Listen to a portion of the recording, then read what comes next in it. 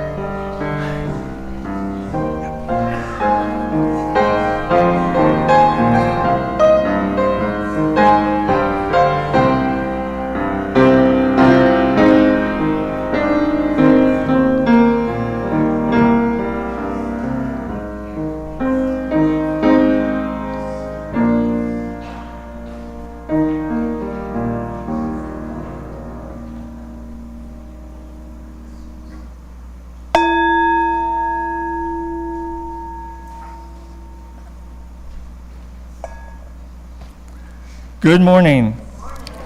Welcome both in the sanctuary and online to the Sunday service of the Unitarian Universalist Church of St. Pete on the unceded lands of the Tocobaga and Seminole Native Americans.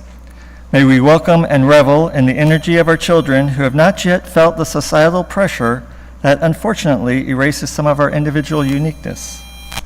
My name is John Motter. I'm a member of this church, and I'm also on the worship team. When Reverend Ben is not here, the worship team is responsible for bringing you the service. The theme for today is caring for the caregiver. Although I'm a little bit biased on this subject, the theme is an important one for many of our members. 22% of adults report providing care or assistance to a friend or family member in the last 30 days. 1 in 3 of those caregivers provided 20 or more hours per week of care, and over half have given assistance for more than 24 months. And 10% of the caregivers report providing care or assistance to a friend or family member that does have dementia or other cognitive impairment. Our service today is a bit more somber in nature and may bring up some difficult memories or thoughts. Please feel free to care for your needs or to reach out to one of us after the service if you need to process those feelings. I'm very grateful for the assistance of Todd Wellman playing the piano and leading us in our music, and I get the added bonus of being joined by the president of the Board of Trustees and today's worship associate, Trish Birch.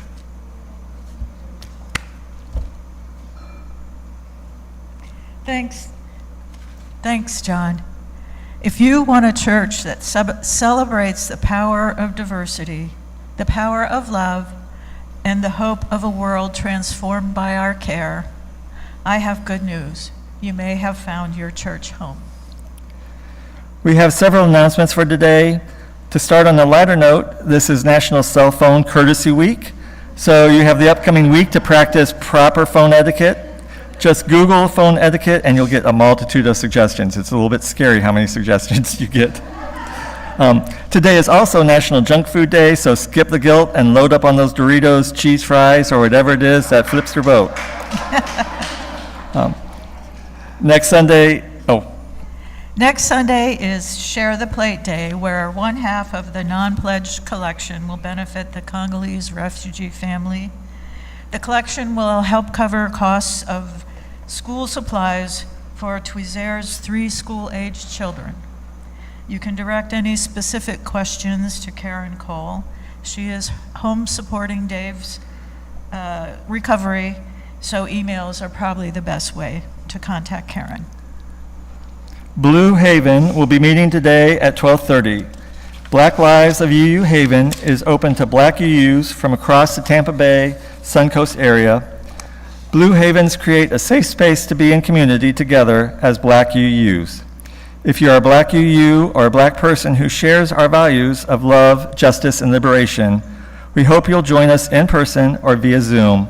If you have any questions, please see Ariana Drew after the service, and She's normally hiding out up in the balcony, but I don't see her yet today. As Unitarian Universalists, we're a people of diverse beliefs, but we share a common faith that every person is worthy of love, that what we do in this world matters, and that we are connected to one another and to the earth. Whoever you are and wherever you are on your journey, you are welcome here. Allow me to give a special welcome to any newcomers. If you are new to UU St. Pete, or even relatively new, can you give a wave? Hello, welcome. Now, if you'd like, you can briefly introduce yourself. I'll bring the microphone to you so those on YouTube can hear what you're saying. You are under absolutely no obligation to say anything, but if you're willing, we'd love to hear from you. Perfect.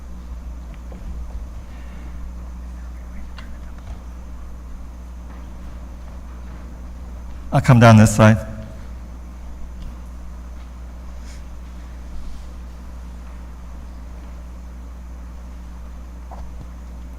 Hi, my name is Leilani, and I'm originally from Georgia, and I moved here for law school at Stetson, and so I'm looking for a new community to join, and I already feel welcome here just from talking to a handful of you, and I'm excited to be here, so thank you for bringing me in this morning.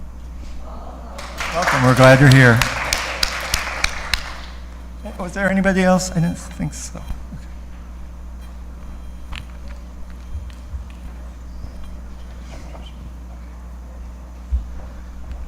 And if you're wondering, we're down one mic, so we're going to be playing shuffle a mic when we need to come out there. Thanks for silencing your cell phones. Masks are available at either entrance if you'd like to have one. And we'll now greet our neighbors, so we can start the Greet Your Time by intentionally beginning your greeting with the words, "Your presence today is a gift to all of us." Now remember to get consent if you're going to hug or shake hands as we take a few moments to greet our neighbors.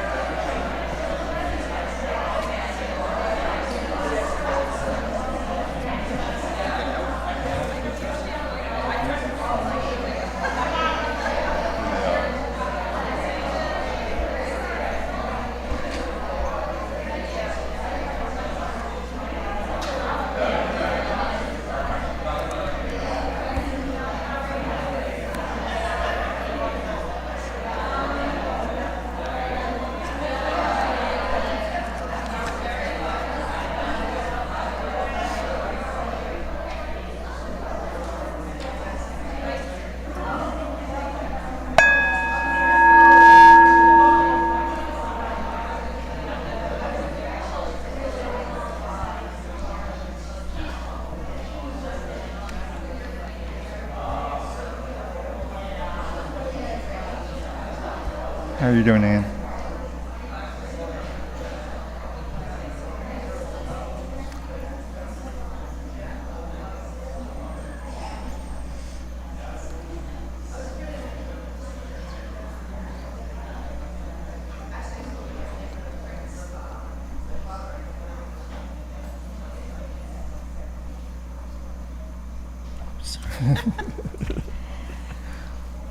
Our opening hymn now is number 1002 in the Teal hymnal, "Comfort Me." Are we going to sing all the? Are we singing? Yeah. All 5 verses. Okay, all 5 verses. Yeah, we'll have a good time. I realized that one was mine. Yeah. Yes, please stand as you're willing and able.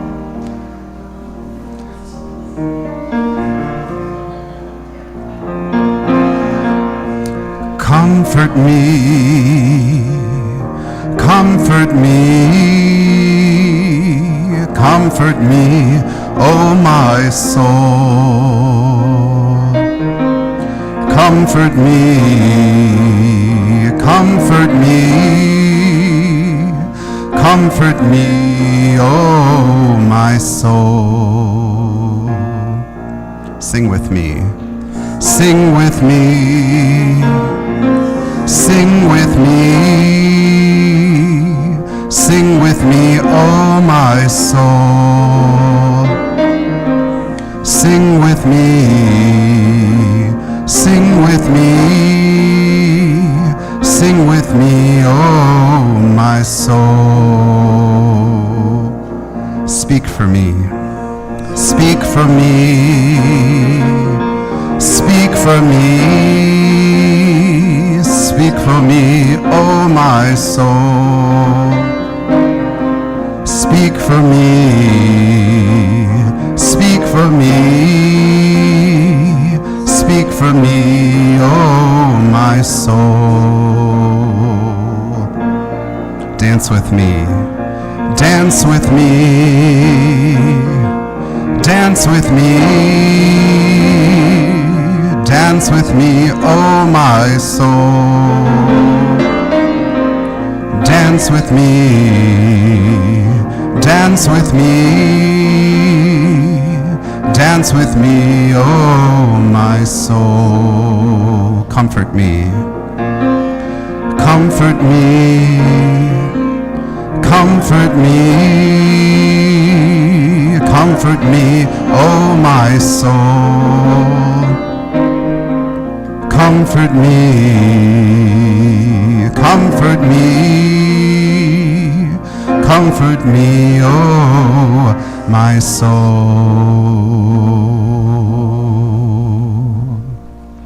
Please remain standing for our chalice lighting.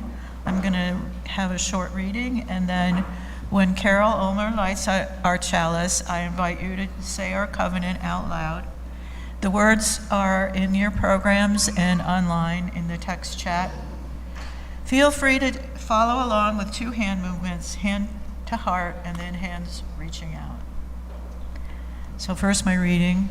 We light this chalice to find inner peace, love for each other, and faith in ourselves. Also, to be welcoming to whoever we meet and kind to all living creatures. So gather around this light of hope and as we share this time together.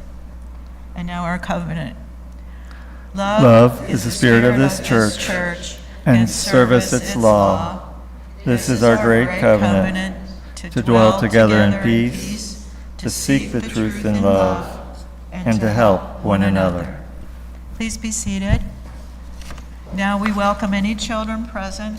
Please join us on the steps for a time for all ages. Good morning. My name is Erin Powers, and I work with youth and do the story here. Let me get my thing flipped open. All right, so our story this morning is about how we got our flaming chalice symbol. Does anybody here know how we got this symbol? All right, we got a tiny history lesson this morning. So it came to be during a time when lots of people were needing help and care. During World War II, many people were needing help in all sorts of ways. And fortunately, there were many people wanting to help. In Europe, where the war was happening, there were many countries very close together, and the people of these countries speak many different languages. This made helping them difficult.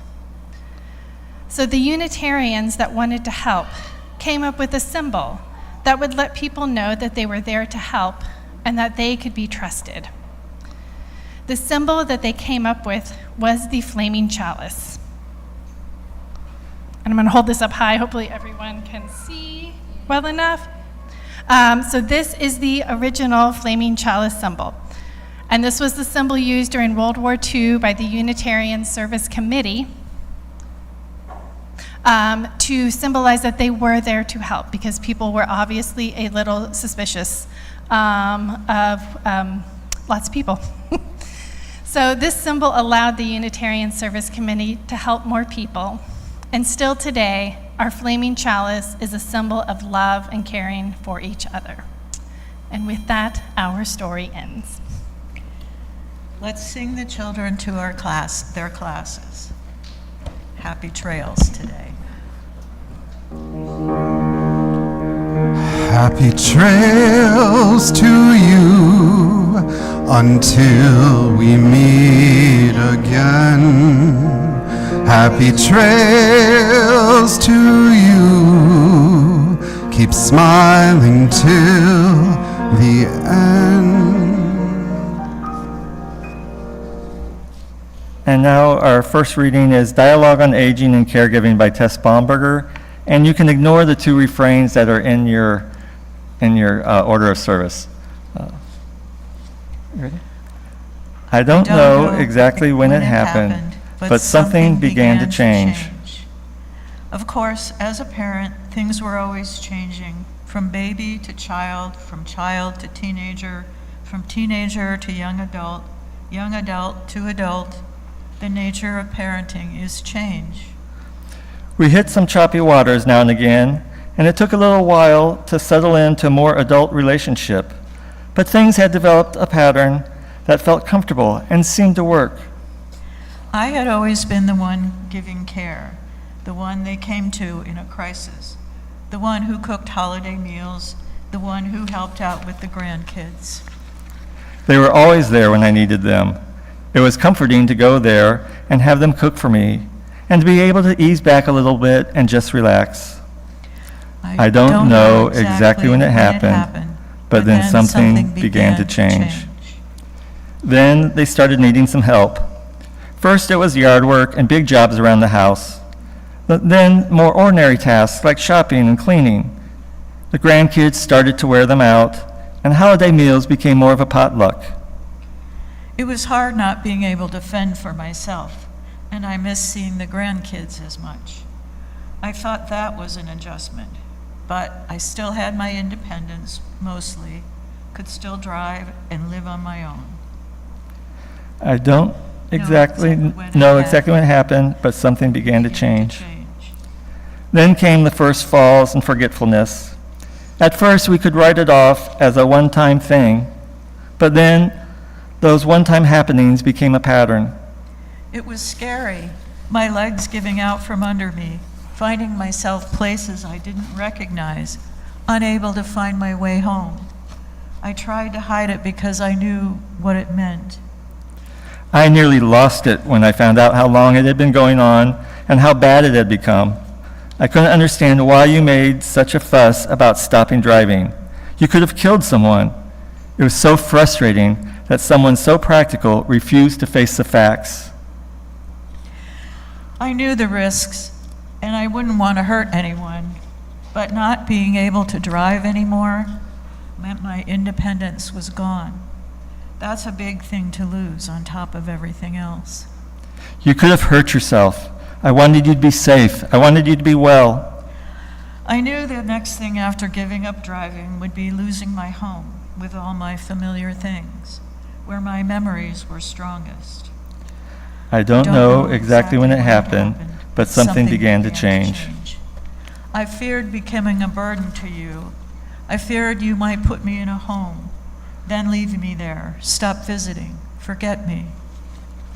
I'll admit the situation feels frustrating, but you are not a burden, and I won't forget you. It's tough watching such a strong person become weaker, less healthy, less able. It's tough to lose strength, health, ability. It's sad and frustrating and really scary. It feels like the whole balance of power has changed, and that's really tough. I don't like not being able to be your parent anymore, to take care of you like I once did. It feels like now I'm the child, and I don't want to be treated like one. You may not be able to take care of me. You may have to let me take care of you, but I promise not to treat you like a child. Maybe together. You will always be my parent, and I will always be your kid. Maybe together we can work it out. Together we can figure out a different kind of closeness. I don't know exactly when it happened, but something began to change. Now we come to the time in our worship service for joys, sorrows, and concerns. Those of you on YouTube Live or not in this room but your presence is still felt. Please type your joys and sorrows into the text chat. If you have a joy or sorrow or concern to submit during the week, please write Reverend Ben at minister@uustpete.org. If anybody has cards that they want to pass forward or have somebody bring them up, now's the time to do it. Right now, Susan Benor will place a stone in the water for each one that was submitted this week. If you have additional cards that are filled out to bring up, please do it at this time or ask a neighbor to bring it up for you. First, from A Joy from Sandy Weeks. For 34 years of marriage to Lauren Penny and for the life we have built. Congratulations.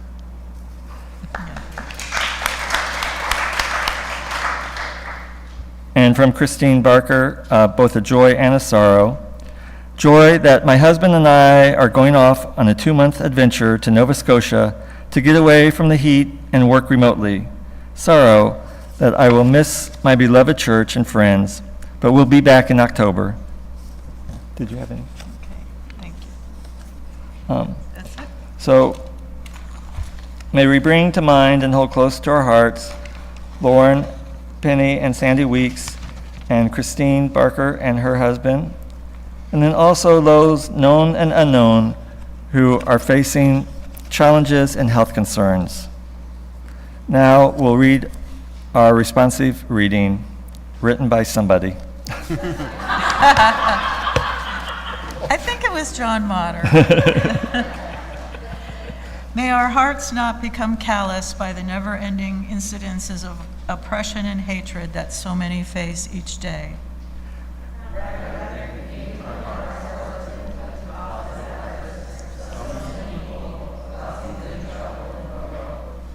May we have the strength to demand and gain the right for all people to have a safe place to sleep, health care to keep them strong, and the knowledge that their lives matter. The struggle is taking longer than it should, but we will get there if we continue to strive for basic human rights. May all of us find a comforting and compassionate presence in the warmth of fellowship and community.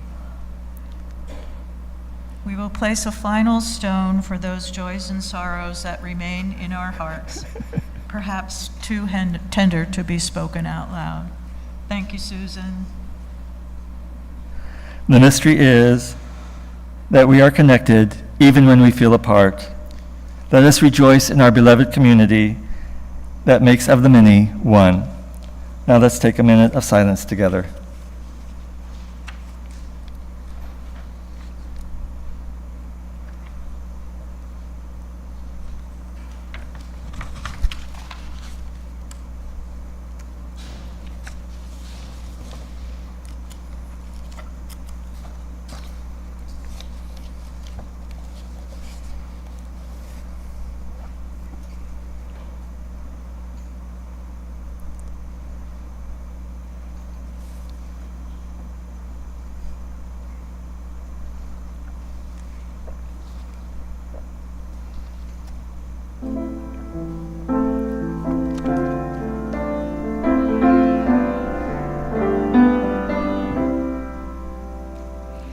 Spirit of life, come unto me.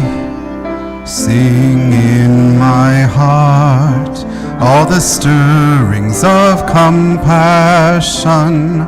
Blow in the wind, rise in the sea, move in the hand, giving life the shape of justice. Roots hold me close, wings set me free.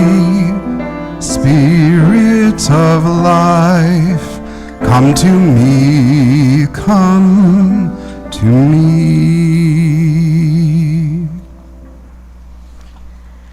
Some of you may not know that former First Lady Rosalind Carter was a family caregiver from the age of 13. She later founded the Institute for Caregivers with a mission to promote the health and resilience of unpaid family caregivers and to find new ways to benefit both formal and informal caregivers. Mrs. Carter famously said, "There are only 4 kinds of people in the world: those who have been caregivers, those who are currently caregivers, those who will be caregivers, and those who will need caregivers." Her point was that caregiving is a nearly universal experience. It will affect all of us at some point in our lives.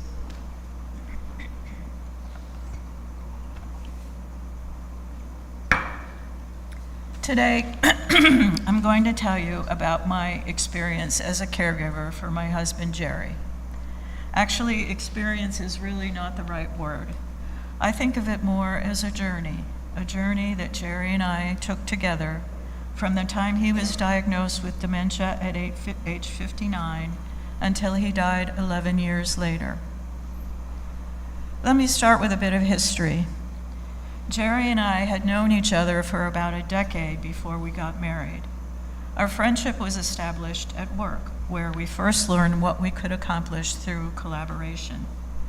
The things that characterized our partnership then: admiration, respect for differences, tolerance of each other's weaknesses, humor, and an edge of competition, carried us through many transitions.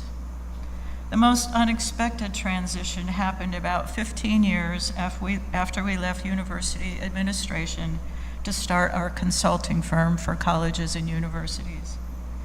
Jerry had always been the rainmaker and charismatic presence in our practice, but he became increasingly anxious, saying, "Something is wrong, I can't think straight." His confidence collapsed, and it soon became clear that he was no longer able to interact with our clients.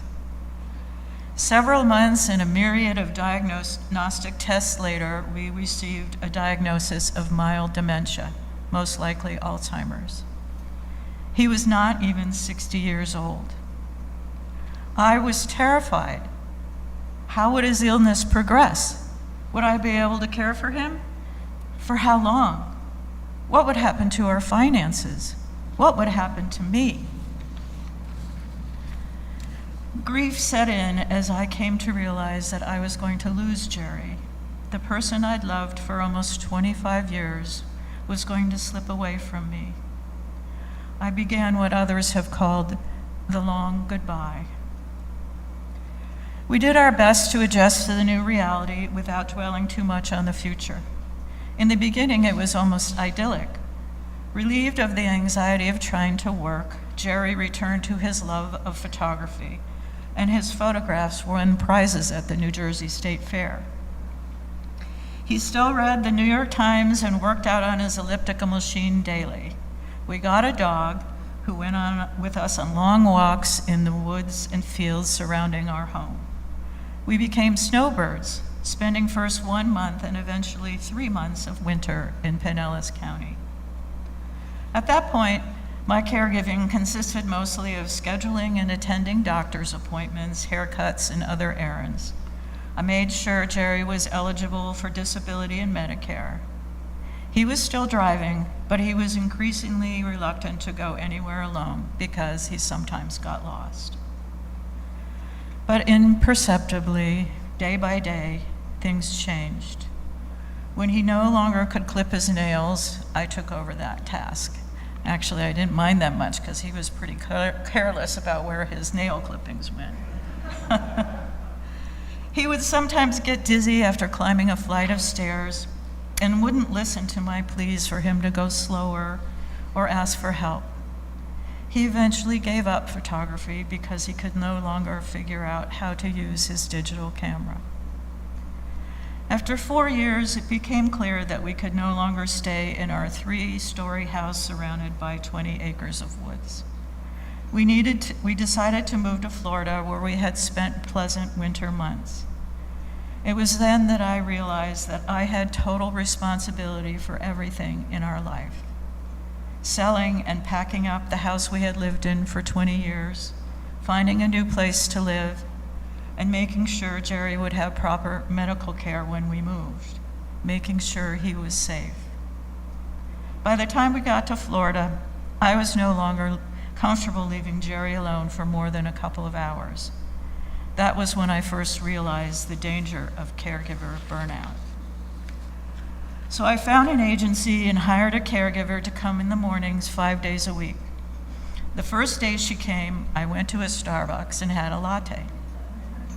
As I sat there, I felt an overwhelming sense of relief and even giddiness, just to be by myself and not worry about Jerry. I knew that I needed help, that I would need more and more help as his dementia took hold. I also knew that I wanted to care for him at home as long as possible. That commitment was not out of duty, but because I couldn't bear to think of him anywhere but in our home. Our relationship had changed. He was no longer the frustrated, sometimes angry, and often baffling person he had been in the early years of dementia. He became softer, more reflective, and so appreciative of the care I gave him. We found ways to laugh together, to be affectionate. I can honestly say it was a joy to be with him every single day. For the last year or so, Jerry needed someone with him all the time. He could no longer manage his ADLs, activities of daily living. So, together with my caregivers, we bathed him, fed him, dressed him, and more. I also found a wonderful adult daycare where he would spend his mornings with other dementia patients under the attentive care of daycare staff. We were lucky in so many ways. I could afford round-the-clock care, and the caregivers I hired became like family to me. They adapted to his changing needs with creativity and love, and brightened his days and mine as well. Having help meant that I could take care of myself when I needed to. I'm not going to go into detail about my self-care. I believe it is different for every caregiver, and those who care for the caregivers will help them find what they need. I know that today's service is about caring for the caregiver, and I've spent most of my time talking about caregiving. But I hope my journey has given you some insight how to care for the caregivers in your life. Respite care is so important. Help the caregiver find relief from their worries and responsibilities. Take them out for a latte. Stay with their loved one while they go out for a latte. Be a friend, not only to the caregiver who needs a loving friend, but just as important, to continue to be a friend to the one who needs care. Your friend's illness may change them in ways that make you uncomfortable, but don't let that keep you from being there with them. Don't be an absent friend. Let me close by sharing another important way others cared for me. Not long after we moved to St. Pete, I was feeling isolated and alone. We had only a few friends, and there was no way we were going to get to know people as a couple. Jerry and I had been members of a UU church in New Jersey, so I looked for a UU church in St. Pete. I knew I would find a caring community of people who shared my values. And I did. UU St. Pete. That was in 2013. The kindness and support I received from this beloved community were a great comfort to me as I cared for Jerry in his last few years. I know we can and we will give the same gifts to the caregivers among us today. Thank you.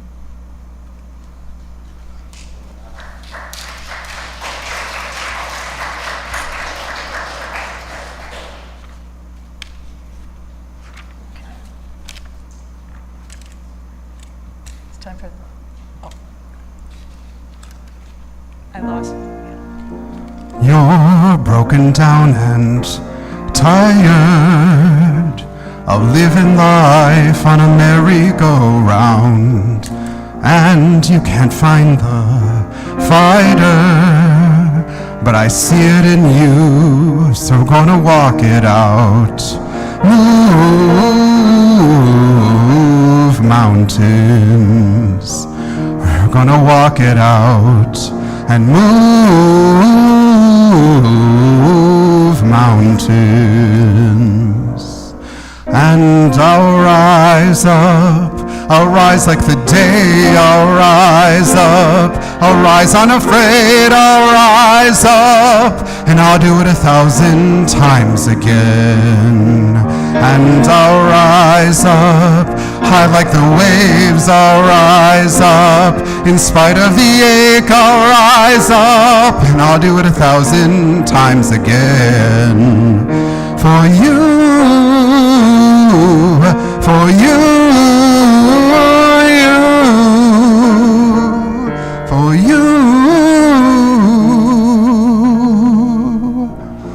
When the silence isn't quiet, and it feels like it's getting hard to breathe, and I know you feel like dying, but I promise we'll take the world to its feet.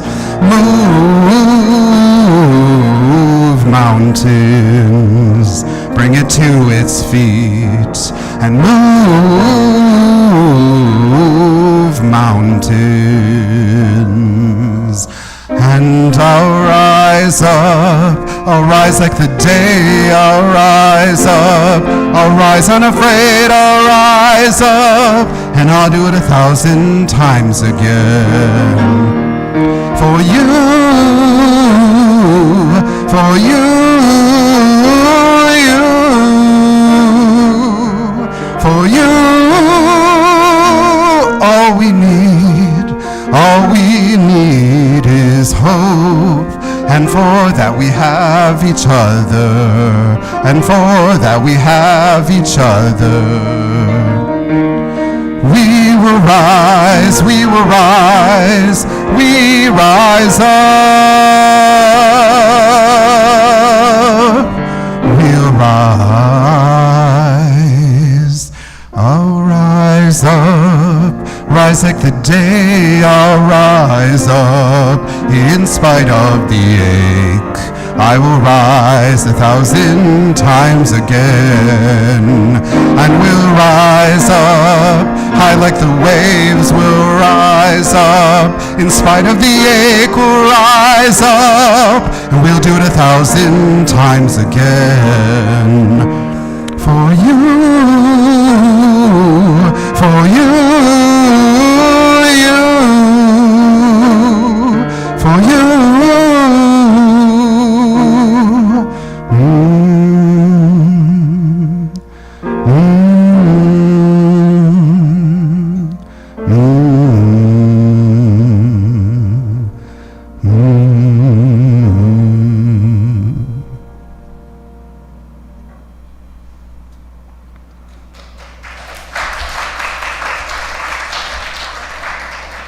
Thank you so much, Todd.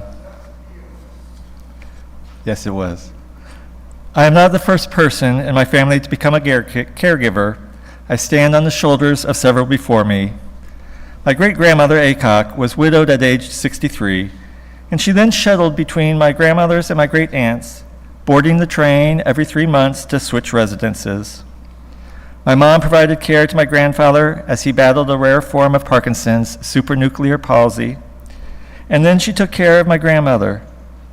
Eventually, all three of those people needed more care than what could be provided at home, and so they spent their final days in a care facility.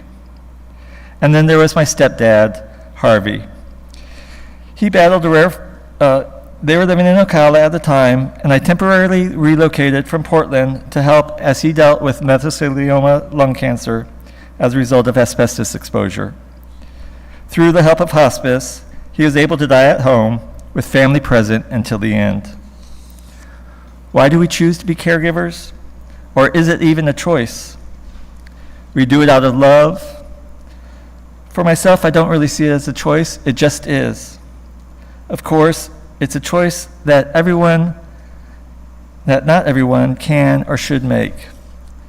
It's not a reflection, good or bad, on the person who's making that choice. Providing care to an individual is not an easy task, to say the least. Much thought needs to be taken into account. There are many factors that play a role in that decision, and so some questions you need to ask yourself. How is your own health? Do you still work? Do you have children still at home? What's your financial status? And would you or the person you're caring for need to relocate? Why are these important questions? Per the CDC, and these are the only statistics I'll give you the whole time, caregiving is a public health concern because it can lead to physical, emotional, psychological, and financial strain. Nearly 1 in 5 caregivers reports fair to poor health. Nearly 2 in 5 caregivers have at least 2 chronic diseases themselves. Nearly 2 in 10 employed caregivers had to stop working, while 4 in 10 had to reduce their working hours in order to provide that care. And then the average annual out-of-pocket cost for caregivers is $7,200, increased to $9,000 if it's a case of dementia. Answering these questions ahead of time, discussing them with the person you'll be caring for, and including other potential team members, can help the caregiver in the long run. If you are providing care to a parent, tell your siblings what you need help with. Ask them to provide help, even if you know the answer will be no. I've been fortunate. Bill, that many of you know, has been a tremendous help in this regard.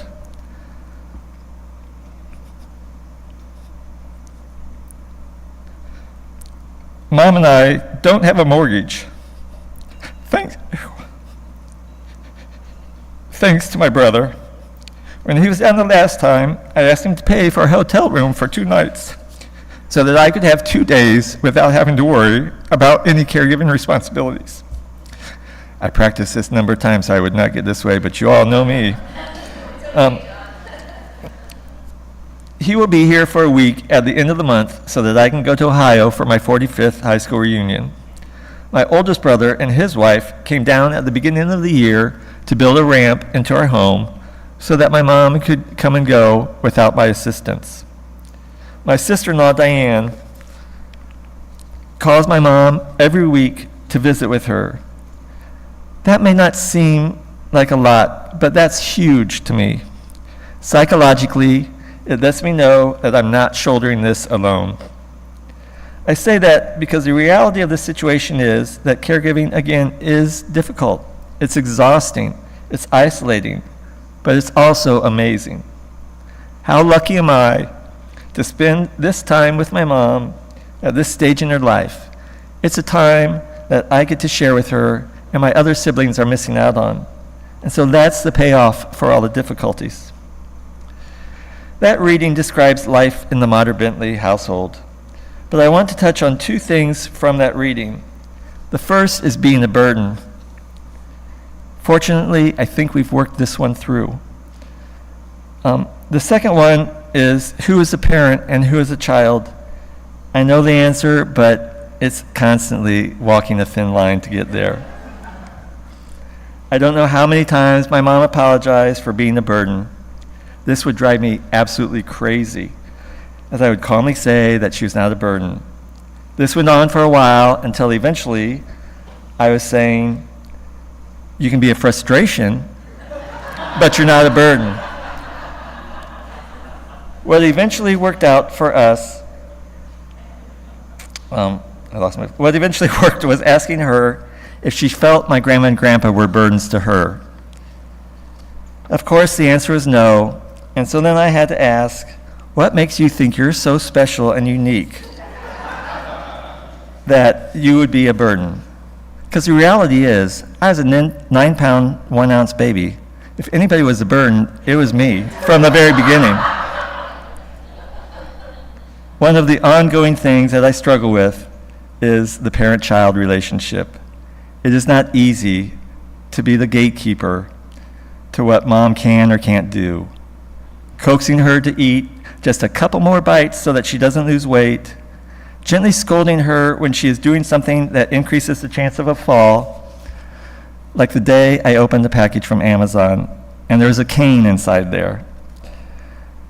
Her response, well, I thought maybe I would be able to walk a little bit around the house with the cane and not my walker. The cane got returned. Like the reading, my mom will always be my mom. I rely on her to be the same mom that has always been there to support me. The specifics of that support change over time, and both Mom and I know how this will end. As my therapist has said, I am watching my mom slowly die. My hope is that she will be able to stay in her house through the end. I will need to take on an increasing role in her care, as she will be able to do less and less. But I will always be her son, and she will always be my mom. Like Trish, I have mainly talked about caregiving and not caring for the caregiver. Trish's suggestions are very similar to mine. First, maybe ask me what I need. No two people are alike, and no 2 days are either. Like siblings, what works for one will not work for the other. And no one day is the same either. And so one day, I just may need an ear to listen to me as I vent some frustrations. The next day, it may be that I need somebody to come to the house to walk the dogs because I'm going to be in appointments all day long and they can't go that long without going out. Getting me out of the house for lunch or latte is great. I get out, have a conversation with somebody other than my mom. She gets sick of listening to me. Coming to visit with my mom. It's only 20 to 25 minutes from downtown, but if you come and visit, then I can leverage that time to get more time out of the house.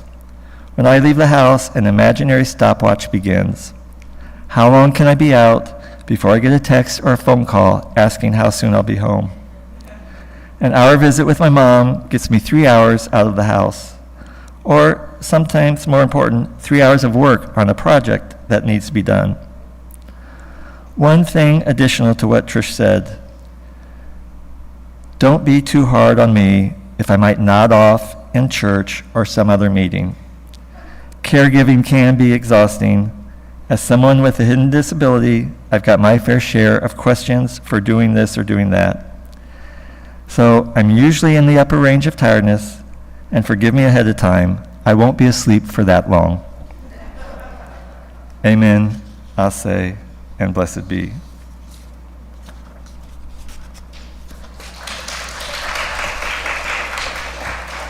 That was pretty good for me, you gotta admit. Thank you, John. Remember the Sabbath means remember that everything you have received is a blessing. Remember to delight in your life, in the fruits of your labor. Remember to stop and offer thanks for the wonder of it. May we now share our blessing in the fruits of our labor with what monetary gifts we're able to ensure that we take care of this place. In the sanctuary, the offering will now be given and received.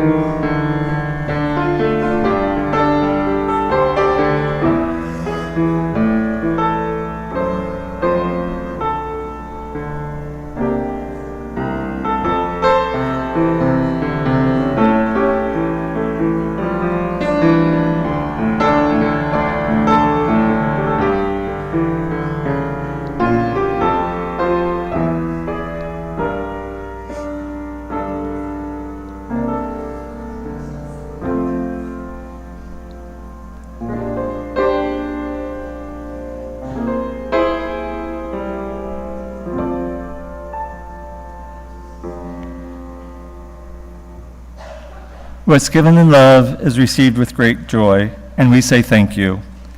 Now please rise as you are willing and able for our closing hymn, Love Will Guide Us, which is number 131 in the gray hymnal.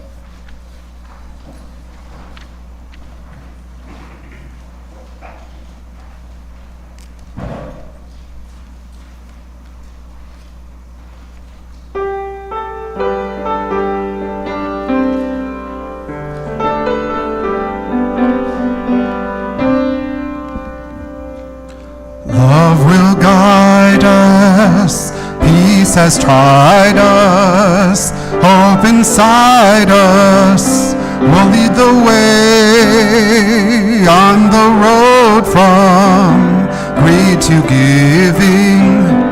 Love will guide us through the hard night. If you cannot sing like angels, if you cannot seek before thousands, you can grieve from deep within you. You can change the world with your love. Love will guide us, peace has tried us, hope inside us will lead the way on the road from greed to giving. Love will guide us through the hard night.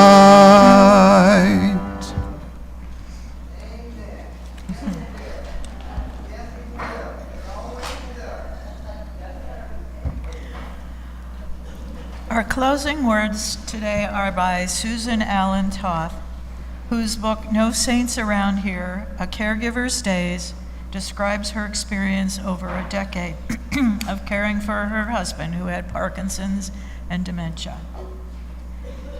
She said, caregivers carry different burdens. Some are helping an elderly mother, father, or other aging relative through a final passage. Some have to watch their parents or siblings die far too young. Others, a deep and terrible fear that parents most cannot even bear to acknowledge the possibility, have to watch their children die. Many of us have partners or spouses, and as we see them begin to leave us, we know that the intricately woven fabric of our lives is disintegrating. We look ahead into a void. Despite the varying details of our specific lives, caregivers all know about grief, despair, exhaustion, frustration, unexpected crises, surprising sources of support, and the relief of sharing our stories. We can talk honestly together about our mistakes, anger, embarrassment, and guilt, stories no one else could hear honestly and respond, of course, that happened to me too, lots of times. We can even laugh edgily but openly about moments of black humor that to an outsider might sound heartless. We know we are not heartless. We don't need to talk much about love. Love defines itself in many ways, but was a bedrock on which we all, sometimes shakily, stood. I loved her so much. He told me I was his angel. She smiled whenever I came into the room. I was the only one he trusted. When she could no longer speak, she would reach out to touch my cheek. I miss him so much. So much. I think that simple phrase could easily be the motto emblazoned on a caregiver's shield. Love, pain, courage, endurance, loss. So much. So much. Now please remain seated as Todd plays our postlude.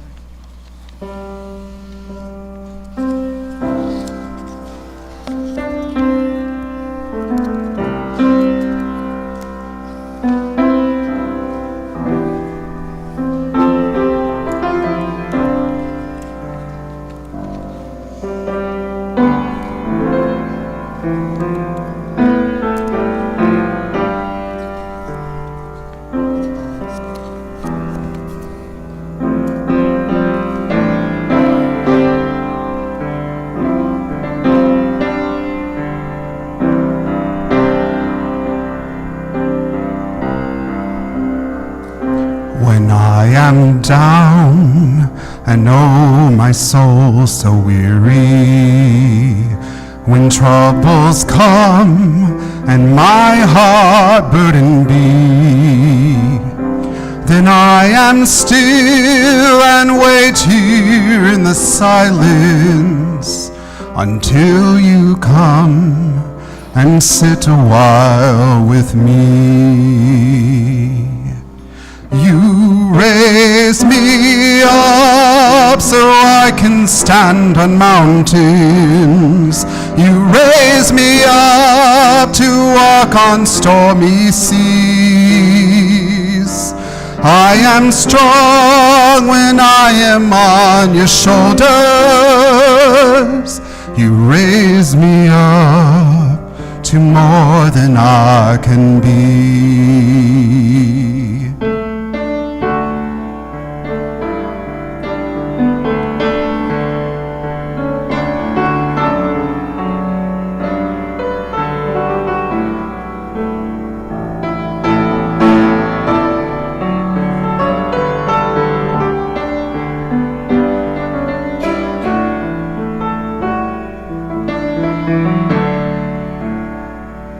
You raise me up so I can stand on mountains. You raise me up to walk on stormy seas. I am strong when I am on your shoulders. You raise me up to more than I can be. You raise me up so I can stand on mountains. You raise me up to walk on stormy seas. I am strong when I am on your shoulders. You raise me up to more than I can be. You raise me up so I can stand on mountains. You raise me up to walk on stormy seas. I am strong when I am on your shoulders. You raise me up to more than I can be. You raise me up to more than I can be.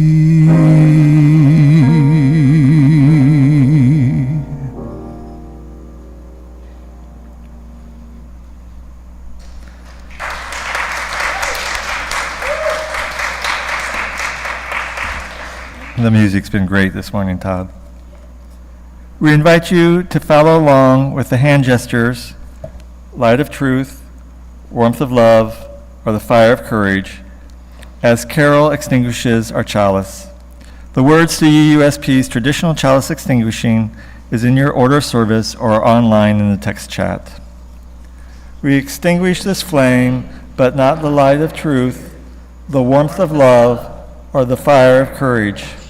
These we carry in our hearts and out into the world.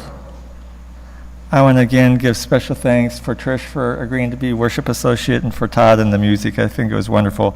Please join us next door in Gilmore for coffee hour. Thanks so much for coming.